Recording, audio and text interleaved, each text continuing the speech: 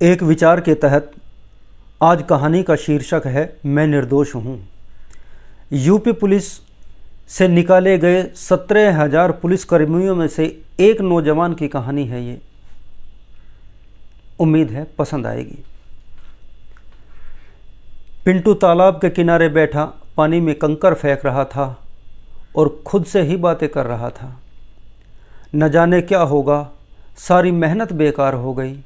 अचानक रूपी ने पीछे से आकर पिंटू की आंखें बंद कर ली और कहा, बताओ तो कौन है?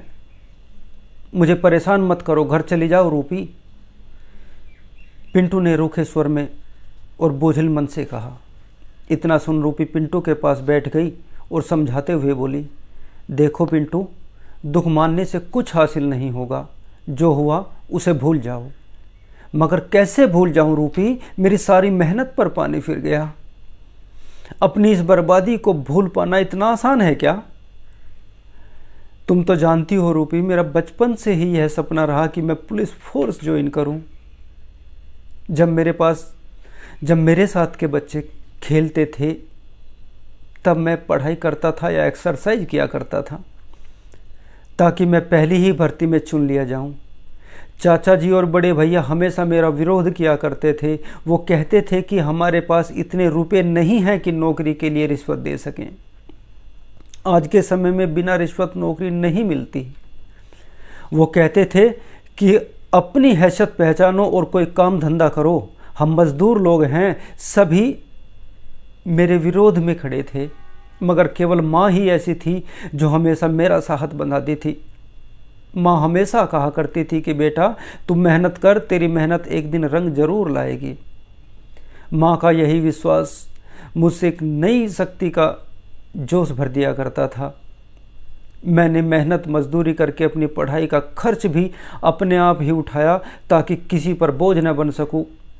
मेहनत से पढ़ाई की और 12वीं पास करके माँ के आशीर्वाद और अपनी मेहनत के दम पर उत्तर प्रदेश पुलिस में कांस्टेबल बन गया। कितना खुश था मैं। सोचा था अब तुम्हारे पिताजी से तुम्हारा हाथ मांग लूँगा, हम दोनों शादी कर लेंगे। मगर मेरी यह खुशी टिक न सकी और चुनाव के बाद सरकार बदल गई।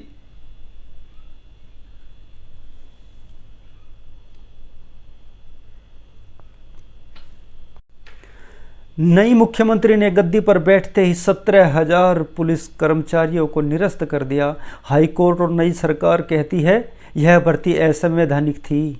मैं पूछता हूँ, यह भर्ती की जा रही थी तब हाईकोर्ट किस नींद में सो रहा था? तब यह प्रशासन कहाँ था? जानती हो रूपी, जब पुलिस भर्ती से निरस्तीकरण की खबर आई हम लोग पागल से हो गए। मेरे एक साथी जो मेरे साथ ही मुरादाबाद थाने में ड्यूटी पर था, उसने तो अपने ऊपर मिट्टी का तेल डालकर आग लगा ली। बड़ी मुश्किल से हम लोगों ने उसकी जान बचाई। उसने रिश्वत देने के लिए 1 लाख रुपए महाजन से कर्ज ले रखे थे। नौकरी छूटने पर इतनी बड़ी रकम वह कहाँ से चुकाएगा? घर में बीमार बाप है, जवान कुंवारी बहन है जिसकी शादी करनी है, वह कैसे करेगा? यह सब बिना नौकरी। उसने सोचा यदि मैं मर गया तो सरकार जो पैसा सहानुभूति के रूप में देगी उससे बहन की शादी हो जाएगी। यदि मैं जिंदा रहा तो कुछ नहीं कर पाऊंगा और यदि मर गया तो मैं अपने कर्ज के साथ साथ अपने फर्ज को भी निभा सकता हूँ। यही सोचकर उसने मरने की कोशिश की, मगर हम लोगों ने उसे बचाकर उसकी मुसीबतें बढ़ा दी। वो नरेश जिसकी शादी 4 ही दिन बाकी थे, नौकरी क्या छोटी बेचारे की शादी भी टूट गई। और वो रामलखन की लड़की ज्योति, वो भी तो उत्तर प्रदेश पुलिस से निकाली गई थी। इस भर्ती में जितनी लड़कियां भर्ती की गई, ज़्यादातर पर यह आरोप था कि उन्होंने बड़े अधिकारियों के साथ शारीरिक संबंध बनाए, तब उन्हें पुलिस की नौकरी मिली। बेचारी ज्योति अपनी इज्जत और नौकरी दोनों गंवा बैठी। उस पर लोगों ने ताने जो गोली से भी घातक थे, लोगों के ताने सुन सुनकर उस बेचारी ने जहर खाकर आत्महत्या कर ली। कभी कभी दिल में आता है कि इस सिस्टम को आग लगा दूं, मगर फिर शपथ याद आती है जो ट्रेनिंग पूरी होने पर हमने ली थी कि देश के कानून की रक्षा हमारा पहला कर्तव्य होगा। मेरा साथ ऐसा क्यों हो रहा है रूपी? मैं क्या करूं? मेरी कुछ समझ में नहीं आ रहा। डरने लगा हूँ अपने आप से, कहीं मैं आक्रोश में कोई गलत काम न करने लगूँ। इतना कहकर पिंटू की आंखों में आंसू भर आए। सब ठीक हो जाएगा पिंटू, दुखी मत हो। पिंटू का सर अपने सीने पर रखते हुए रूपी बोली, पिंटू तुम फिर कोशिश करना, मुझे विश्वास है कि तुम जरूर कामयाब हो जाओगे। आंसू पोंछते हुए पिंटू बोला, पहले तो माँ थी जो मेरा साथ देती थी, अब तो माँ भी नहीं रही। जब से माँ गुजरी है तब से मैं बिल्कुल अकेला हो गया हूँ। परिवार वाले तो पहले से ही मेरे खिलाफ थे, अब तो भाभी और भैया दोनों ही कहने लगे हैं कि कोई काम तलाश कर लो, बैठे रहने से काम नहीं चलेगा। सोचता हूँ काम छोड़कर कहीं चला जाऊँ।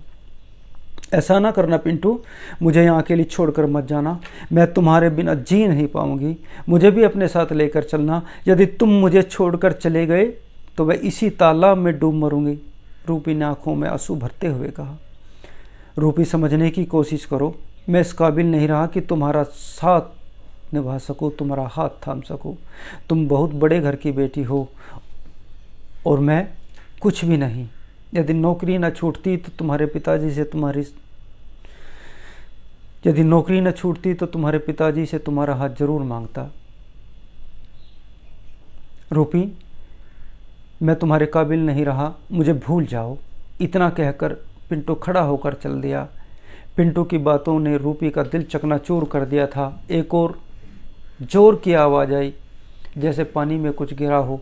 पिंटू ने मुड़कर देखा तो रूपी कहता हुआ दौड़कर तालाब की ओर दौड़ पड़ा। रूपी को तालाब से निकालकर पिंटू ने उसकी जान तो बचा ली। तुम जानती हो पिंटू, मुझे तैरना नहीं आता। आज तो तुमने मुझे बचा लिया, मगर जो तुम चले गए तो कल कोई बचाने नहीं आएगा। इतना कहकर रूपी पिंटू से लिपट कर रोने लगी।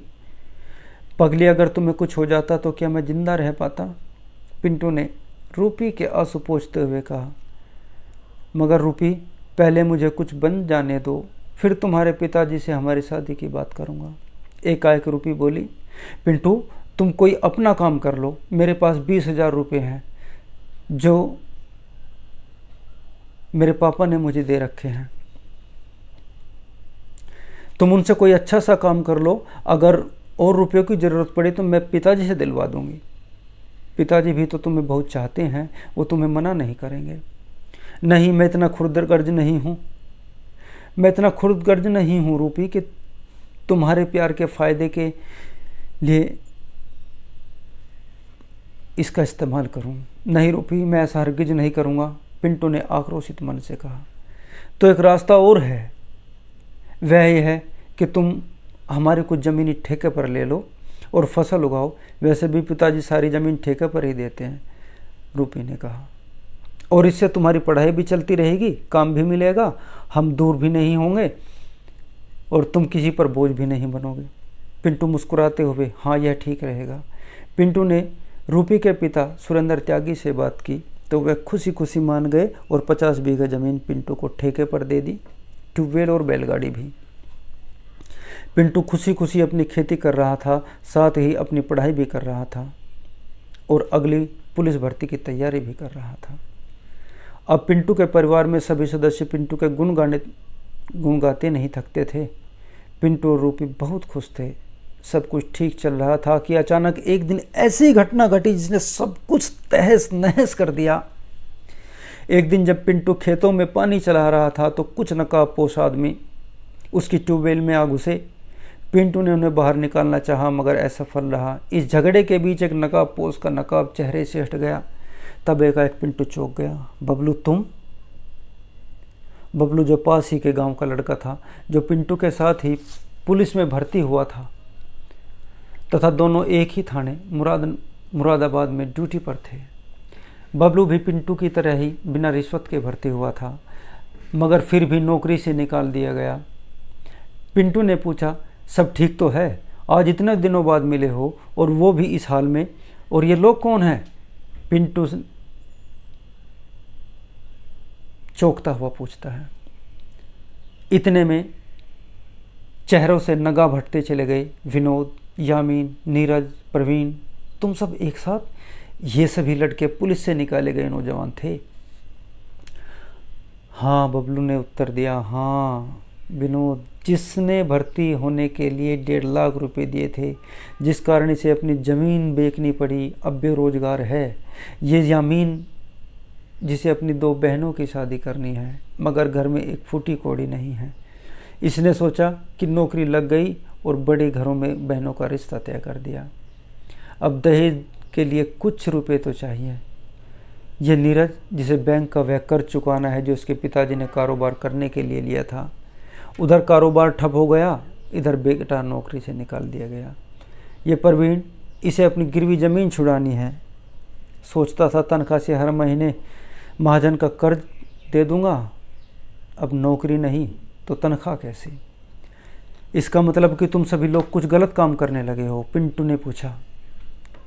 हाँ, यामीन ने कहा, हम लोगों ने बैंक लूटा है, जिसमें एक मैनेजर और एक सेठ भी मरे। इतना सुन पिंटू घबरा गया और बोलो, देखो यह सब गलत है। जो हुआ सो हुआ, सरकार ने तो हम लोगों को बर्बाद कर ही दिया है, अब तुम लोग क्यों खुद को दुश्मन बन बैठे हो। देखो यह सब छोड़ दो। पिंटू इन लोगों को समझा ही रहा था कि इतने में पुलिस आ गई। पुलिस को देखते ही विनोद ने गोली चला दी। पुलिस ने भी जवाबी फायर किया। दोनों तरफ से गोलियां चलने लगी। सारा जंगल गोलियों की आवाज़ से गूंज उठा। कुछ देर बाद जब फायरिंग बंद हुई तो पिंटू, जिसके एक हाथ में एक गोली लग चुकी थी, उसने देखा उसके सारे साथी मारे गए थे। वह घायल था, मगर पुलिस के हाथों में पिंटू चिल्लाने लगा, मैं निर्दोष हूँ, मैं निर्दोष हूँ, मैं इनके साथ नहीं था, मैं तो अपने खेतों में पानी चला रहा था। मगर किसी ने पिंटू की एक न सुनी। पिंटू को थाने ले जाया गया। हर जगह यह चर्चा आम हो चुका था कि पुलिस के निकाले गए इन लड़कों का सरदार पिंटू है। पिंटू चीख चीख कर खुद को निर्दोष बता रहा था, मगर साबित हो चुका था कि लूट में शामिल सभी लड़के पुलिस से निकाले गए नौजवान हैं। पिंटू भी उन्हीं में से एक है। पिंटू को बचाने की सभी कोशिशें नाकाम हो चुकी थी। पिंटू भरी अदालत में चीखता रहा, जज साहब मैं निर्दोष हूँ, मैं निर्दोष हूँ, जज साहब मैं निर्दोष हूँ। मगर किसी ने इस निर्दोष की बातों पर विश्वास न किया और अदालत ने पिंटू को उम्र कैद की सजा सुना दी। यह खबर सुन मानो रूपी पागल हो गई। वह जहाँ बैठी थी वहाँ बैठी जड़ हो गई। उधर पिंटू भी जेल में पागलों की तरह रहता, न किसी से बोलता, न कुछ खाता, न पीता। लगता है वह कुछ दिन तक ही नहीं जी पाएगा। इधर रूप भी जिंदा होते हुए भी किसी मुर्दे की तरह संवेदनशील हो चुकी थी। शायद सब कुछ खत्म हो चुका था।